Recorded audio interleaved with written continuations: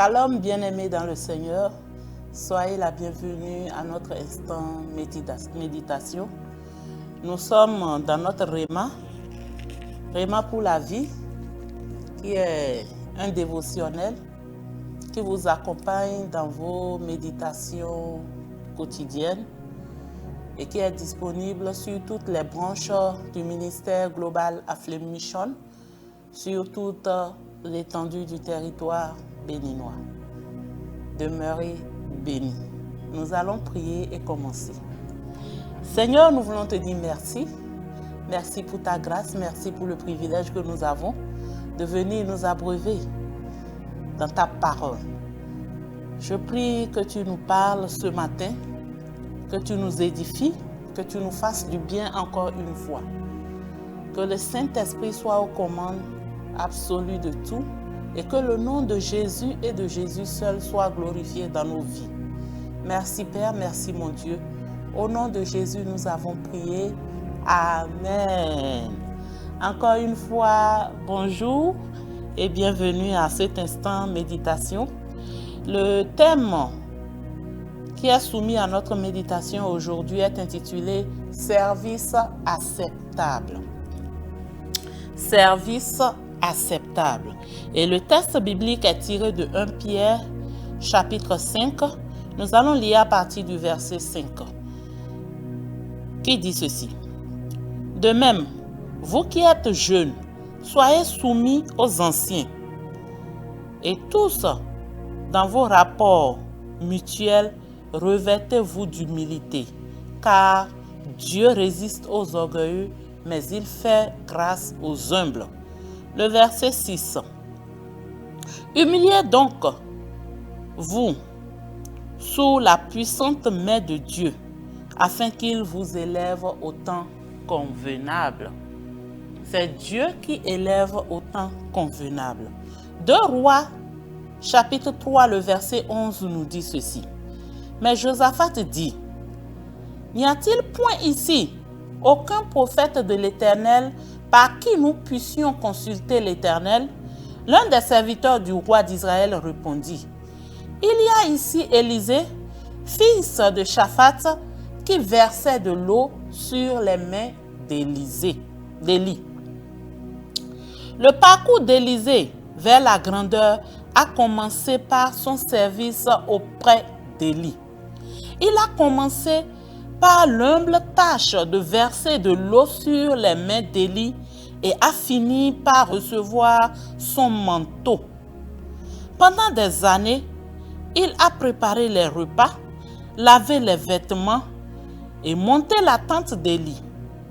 Et lorsque celui-ci est monté au ciel, Élisée a reçu une double portion de son esprit et a fini par accomplir 2 fois plus de miracles qu'Élie. Josué, l'homme qui est devenu le leader des Israélites après la mort de Moïse, a également commencé en servant Moïse. Nous lisons dans Nombre 11, verset 28. « Et Josué, fils de Nun, serviteur de Moïse depuis sa jeunesse, prit la parole et dit, « Moïse, mon Seigneur, empêche-les. » Amis, dans le service du royaume, le chemin vers le haut passe par le bas. Vous devez être prêts à servir de tout votre cœur si vous voulez que le Seigneur vous élève. Si vous voulez commencer directement au sommet, vous échouerez certainement. Je vois tellement de personnes qui refusent de servir avant de devenir leader. Beaucoup de jeunes veulent devenir surintendants généraux du jour au lendemain sans passer par le processus nécessaire. C'est pour cela qu'ils finissent dans la captivité, la frustration et le chagrin.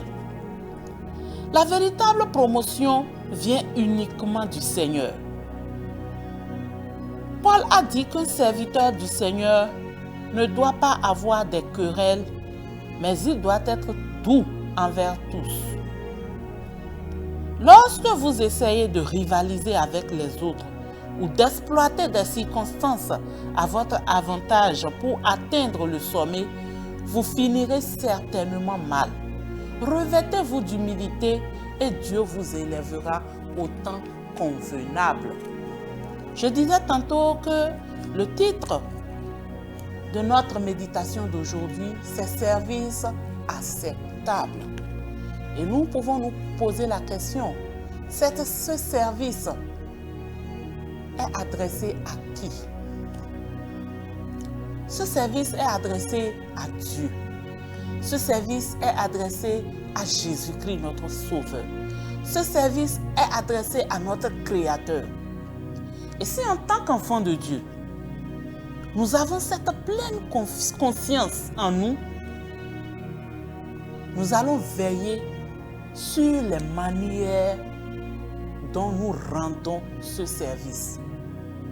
Car la Bible nous dit que Dieu n'est débiteur de personne. Bien-aimé, que tu sois fidèle à l'Église, que tu sois serviteur de Dieu, que tu sois pasteur, évangéliste, prophète ou quelque autre titre, le service que tu rends dans ta position est un service rendu à Dieu. Et ta récompense ne viendra que de Dieu. Si nous, enfants de Dieu, nous sommes conscients de cela, alors l'acceptabilité de ce service deviendra une priorité pour nous. Nous n'allons pas rendre le service pour être vus par des humains. Que peuvent faire des humains pour toi? Que peuvent te donner des hommes? Rien que des choses éphémères. Mais si nous sommes conscients que ce nettoyage de la maison de Dieu, nous le faisons non pas pour le pasteur, non pas pour les responsables d'église, non pas pour ceux qui viendront, mais pour Jésus-Christ, nous allons mettre plus de sérieux, plus de conscience dans ce que nous faisons. Si nous savons que ce ministère pastoral que nous sommes en train de rendre, nous ne le rendons pas pour être vus des hommes. Nous ne le rendrons pas pour des biens matériels, mais nous le rendons pour Dieu, pour plaire à Dieu. Alors nous allons veiller sur la manière dont nous rendons ce service. Parce que nous sommes conscients que la récompense ou notre récompense ne viendra que de Dieu, celui qui nous a confié cette tâche. Et cela nous amène à réfléchir plus profondément. Est-ce que toi et moi sommes en train de faire effectivement ce que Dieu attend de nous? Ça, c'est la première interrogation. Et cela requiert de nous d'entrer en nous-mêmes, de faire une introspection. Voir est-ce que c'est à ça que Dieu m'a appelé? Ou bien parce que ce service est récompensé numérairement, je veux le rendre. Ou bien ce service me permet d'être vu par les autres, je veux le rendre. Ou bien ce service me permet tel ou tel bénéfice, je veux le rendre. Cela ne doit pas être le cas. Mais est-ce que Dieu m'a appelé à ce que je suis en train de faire? Ça, c'est le premier point. Et si nous finissons de régler cela, ce à quoi Dieu m'a appelé. Notre Dieu n'est pas un magicien. Il fait toutes choses en son temps. Il fait toutes choses en son temps. Il est un Dieu de processus. Il est un Dieu qui ne brûle pas les étapes. Dieu ne mettra pas la clé d'un véhicule entre les mains d'un enfant. Non. Dieu veut te former, veut que tu deviennes mature avant de te confier la totalité ou la plénitude de ce qu'il veut te confier. Mais si toi, poussé peut-être par l'orgueil, poussé par l'impatience, tu te dis non, il faut que automatiquement je passe à tel ou tel autre niveau. Le Réma nous le dit si bien. Tu vas finir par devenir quoi? Une proie entre les mains de l'ennemi. Tu vas finir dans la captivité. Tu vas finir dans la frustration. Parce que le Seigneur bénira que ce qu'il a ordonné. Le Seigneur soutiendra que celui qu'il a envoyé. Que le Seigneur puisse nous faire grâce, surtout à la jeune génération, à pouvoir nous attendre au Seigneur, attendre l'heure de Dieu, attendre le moment de Dieu, attendre le temps de Dieu, dans l'humilité et la patience. Le Seigneur ne vient jamais en retard. S'il t'a fait voir une grande vision, sache qu'elle s'accomplira. Il pouvait dire que même si la prophétie tarde, elle finira par s'accomplir. Parce qu'il est un Dieu digne de confiance. Alors suis ses principes. Respecte ce qu'il attend de toi et rends correctement le service qu'il t'a confié. Et tu ne le regretteras pas.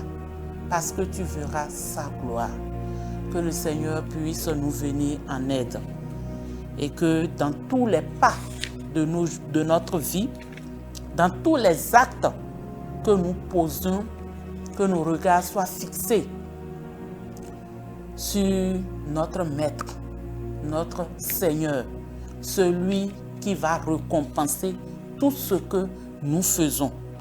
Que nous ne soyons pas animés d'esprit de rivalité, pas d'esprit de concurrence. La vie n'est pas une concurrence. Ce n'est pas une rivalité. Tu n'as pas à te comparer à qui que ce soit. Le Seigneur a un plan spécifique pour toi. Sois focalisé sur lui et il l'accomplira en son temps pour la gloire de son nom. Alléluia. Que le Seigneur bénisse sa parole dans nos cœurs. Nous allons passer au verset à mémoriser d'aujourd'hui, qui est tiré de notre texte de base, 1 Pierre 5, verset 6, et qui nous dit ceci: humiliez-vous donc sous la puissante main de Dieu, afin qu'il vous élève au temps favorable. Je déclare sur ta vie et sur ma vie que toute fondation d'orgueil, toute fondation d'impatience qui va t'amener à rater le plan de Dieu pour ta vie soit maintenant écroulée au nom puissant de Jésus. Ce que l'Éternel a prévu pour toi sera réalisé pleinement pour la gloire du nom de Jésus-Christ, dans le nom de Jésus. Les puissances de la maison de ton père, de la maison de ta mère, ne pourront pas empêcher cela au nom de Jésus. L'autorité de Christ sur ta vie est établie et sera triomphante au nom de Jésus. Amen.